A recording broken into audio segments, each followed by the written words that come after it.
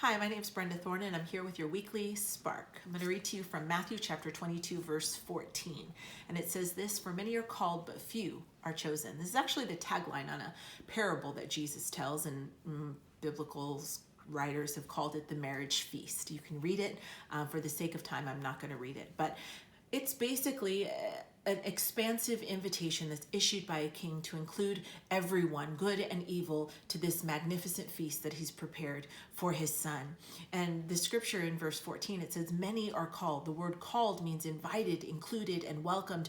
We see this broad gathering of people. And the second part of the scripture seems a bit contrary to the first, that few are chosen.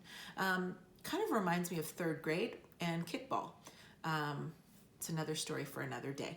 But I don't think that that's what the scripture is saying. I don't think that God is saying, I'm inviting all of these people, but I'm only going to choose a few of you to stay. In fact, I know that that's not what he's saying, because in the parable itself, we read that everyone who's invited was given something to wear.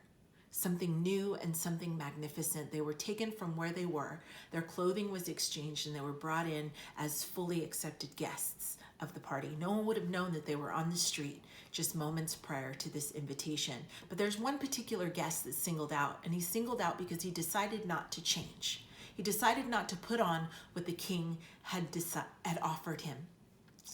And so I think that second portion of the scripture that seems more exclusive is not about God's choosing. It's about us choosing to change. Many are called, but few choose to change. See, when we are invited into this relationship with God, we're actually given an invitation to become.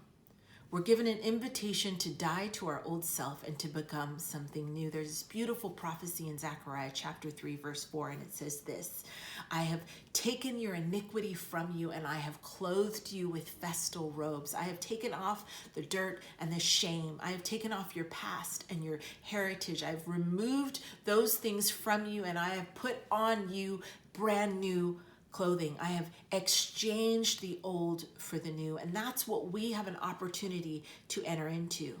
See, and for most of us, we think, okay, I did that when I said yes to Jesus, when I started this relationship, but it's not a one-time thing.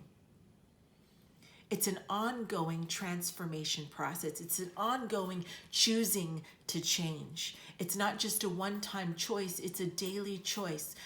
As a daily basis, we have to take off old mindsets. We've got to take off old habits, old ways of thinking and being, and we have to put on the new mindset and the new way of thinking and being that Christ designed for us to do. So often we go around dressed in bitterness when God has us an outfit of peace. We go around wearing shame when God has an outfit of freedom for us. We wear fear when God has faith for us. We wear guilt when there is forgiveness for us. So my question for you today is, what are you wearing? Have you chosen to change into the outfit, not physical, but spiritual outfit that God has designed for you to wear? God bless.